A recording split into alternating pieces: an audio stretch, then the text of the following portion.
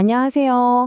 오늘 함께 떠나볼 여정은요, 바로 기계가 어떻게 인간의 언어를 이해하게 됐는지 그 발전 과정을 따라가 보는 겁니다.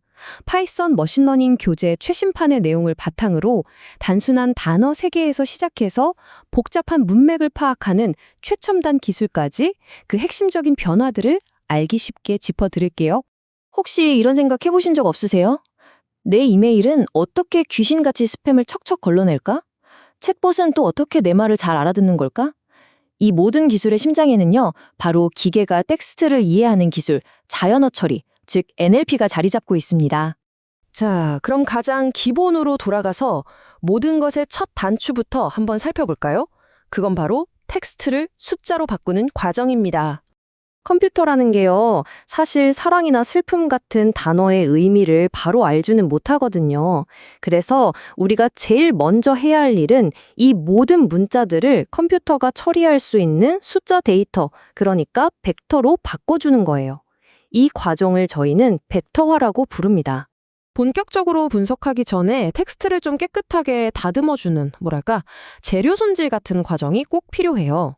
예를 들면 웹페이지 같은 곳에서 순수한 글자만 쑥 뽑아내고요. 문장을 단어나 의미 있는 작은 단위로 잘게 쪼개는 토큰화를 합니다.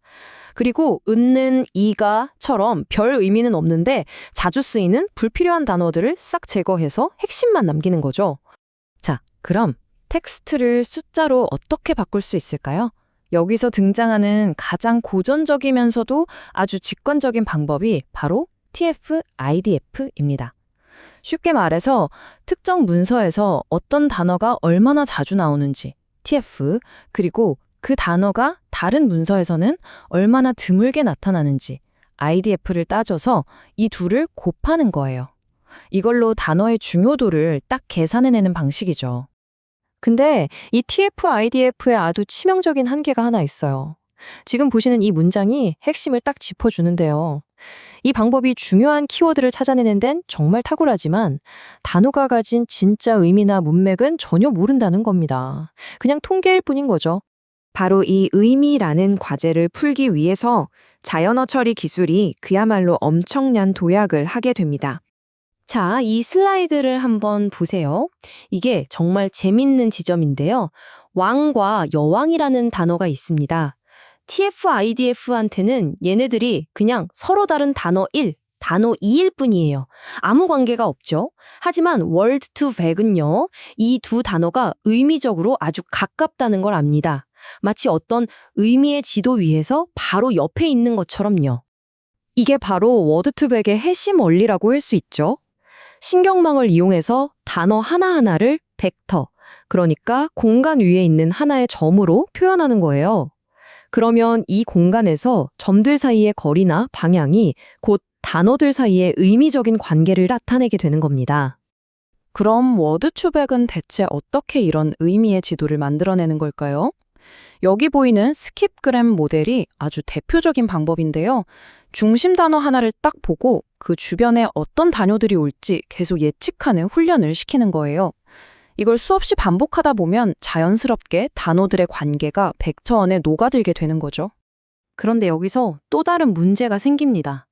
워드 투 백은 한 단어에 벡터 하나만 딱 정해주거든요. 근데 배라는 단어를 한번 생각해 볼까요?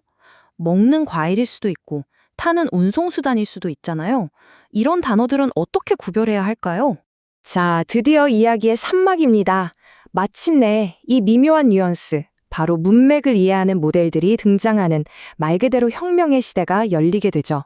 여기 두 문장이 있다고 한번 상상해 보세요. 첫 번째, 나는 맛있는 배를 먹었다. 두 번째, 나는 항구에서 배를 탔다. 이 두 문장에 있는 배, 같은 의미인가요? 당연히 아니죠. 우리한테는 이게 너무나 당연한데 이전의 모델들은 이 차이를 구분할 수가 없었습니다. 바로 이 슬라이드가 그 엄청난 혁신을 딱 보여주는 거예요. 월드 투 백은 두 문장의 배에 똑같은 벡터를 줍니다. 구분을 못하는 거죠. 하지만 버트 같은 최신 모델은 먹었다라든지 탔다 같은 주변 단어들을 싹 훑어보고는 아, 이건 다른 배구나 하고 완전히 다른 벡터를 할당해주는 겁니다. 드디어 문맥을 이해하기 시작한 거죠. 그 혁신의 주인공이 바로 버트입니다. 트랜스포머라는 아주 강력한 구조를 기반으로 하는데요. 이게 왜 혁신적이냐면 문장 전체를 왼쪽에서 오른쪽으로만 보는 게 아니라 양쪽을 동시에 쫙 훑어보는 거예요. 양방향으로 문맥을 파악해서 단어의 진짜 의미를 알아내는 거죠. 이게 바로 자연어 이해의 수준을 완전히 다른 차원으로 끌어올린 겁니다. 자, 이제 현재로 한번 돌아와 볼까요? 이렇게 강력해진 기술이 어떻게 우리 모두가 쓸 수 있게 됐는지 그 이야기를 해보죠. 이 숫자 보이세요? 200만 개가 넘습니다. 이게 뭐냐면요. 허깅페이스라는 플랫폼에 올라와 있는 이미 다 훈련이 끝난 AI 모델의 개수예요. 이건 뭐 최첨단 AI 기술이 완전히 민주화되었다 이렇게 말할 수 있는 거죠. 허깅페이스라는 곳이 이제는 NLP 개발자들한테는 거의 성지, 중심 허브가 된 셈인데요. 여기 덕분에 개발자들은 단 몇 줄의 코드만으로도 감성 분석이나 텍스트 요약 같은 아주 복잡한 작업을 정말 손쉽게 할 수 있게 됐습니다. 근데 이런 거대 모델들 사실 좀 비싸고 느리다는 단점이 있었거든요. 그래서 등장한 해결책이 바로 이 소형 언어 모델 SLM입니다.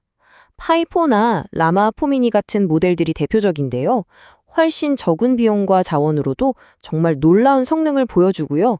덕분에 우리 스마트폰 같은 작은 기기에서도 AI를 돌릴 수 있게 된 겁니다. 그래서 요즘은요, 이런 작업이 정말 누구나 할 수 있을 정도로 쉬워졌어요. 보세요. 허깅페이스에서 잘 만들어진 모델 하나 딱 불러오고요. 내가 분석하고 싶은 영화 리뷰 같은 데이터를 준비해요. 그리고 모델을 돌리기만 하면 순식간에 이건 긍정적인 리뷰, 이건 부정적인 리뷰 하고 결과를 딱 알려줍니다. 정말 간단하죠? 단순히 단어 개수를 세는 것에서 시작해서 이제는 문맥까지 완벽하게 이해하는 AI가 우리 손안의 스마트폰에 들어오게 된 겁니다. 자, 이제 남은 질문은 바로 이것이죠. 우리는 이 대단한 기술로 다음엔 또 무엇을 만들어낼까요?